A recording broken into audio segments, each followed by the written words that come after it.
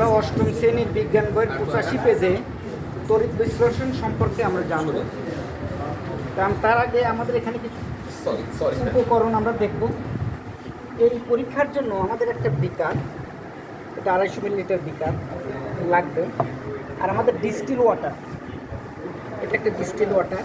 আর একটা কেমিক্যাল লাগবে, যেটা লবণ, সোডিয়াম। এটা হচ্ছে সোডিয়াম ক্লোরাইড। এটা পানিতে দিলে এটা তড়িৎ বিশ্লেষণ সম্পূর্ণ আইনিত হবে। তাহলে আমরা প্রথমে এই বিকারের ভিতর আমরা এই লবণটাকে দিয়ে দিই। এখানে মেবি 30 গ্রাম মতো লবণ আছে। কখনো দিয়ে দিচ্ছি, হ্যাঁ। এখানে পানি দেবো আমরা 300 গ্রাম, আনুমানিক 300 গ্রাম। এটাকে আমরা একটা নাড়ানি দিয়ে, এই নাড়া দিয়ে এটা আমরাকে ভালো করে দ্রবীত করব। এই দ্রবীত করার উদ্দেশ্য হচ্ছিল, এই যে সোডিয়াম ক্লোরাইড লবণ, এটা ছিল সলিড। এখন এই পানিতে দিলে এটা দ্রবীত হয়ে আয়ন তৈরি হবে। একটা হলো সোডিয়াম আয়ন ধনাত্মক, আর একটা ক্লোরাইড আয়ন ঋণাত্মক, অর্থাৎ ক্যাটায়ন ও অ্যানায়ন তৈরি হবে। কারণ ক্যাটায়ন ও অ্যানায়ন ছাড়া বিদ্যুৎ উৎপন্ন করে না বা তড়িৎ বিশ্লেষিত হয় না।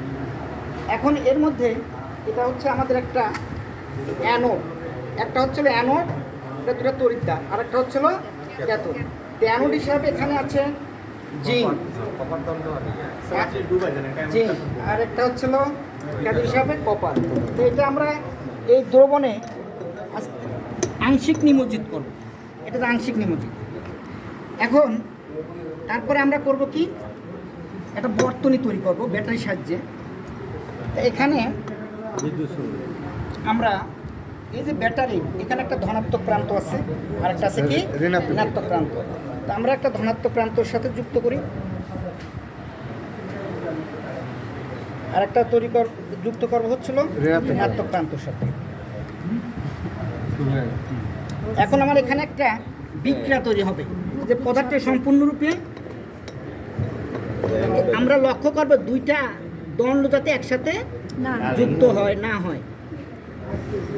এখন এই যে অলরেডি পর্যবেক্ষণ করা যাচ্ছে, এই যে এখানে এই যে আস্তে আস্তে বুদবুদ তৈরি হচ্ছে, তার মানে এখানে ক্লোরিন গ্যাস উৎপন্ন হচ্ছে, দেখা যাচ্ছে। এটা এই যে ক্লোরিন গ্যাস উৎপন্ন হচ্ছে, এটা অ্যানোড। আর এখানে হাইড্রোজেন গ্যাস উৎপন্ন হওয়ার কথা হয়তো আজকে হইতে পারে, কিন্তু এখানে সোডিয়াম ক্লোরাইডের ঘনমাত্রার উপর নির্ভর করে হাইড্রোজেন গ্যাসের উপরে। ক্লোরাইড অ্যানোডের ঘনমাত্রা যদি বেশি থাকে তখন ওটা বোঝা যেতে পারে। অ্যাকচুয়ালি আমরা এটার জন্য আমরা ব্রাইন নিই, সোডিয়াম ক্লোরাইডের ব্রাইন উৎপন্ন হয়েছে। অর্থাৎ সোডিয়াম ক্লোরাইড যে বিয়োজিত হয়ে যে দুটা গ্যাস নতুন পদার্থ তৈরি আছে, এটাই হচ্ছিল তড়িৎ বিশ্লেষণ। থ্যাংক ইউ ভেরি মাচ, ধন্যবাদ।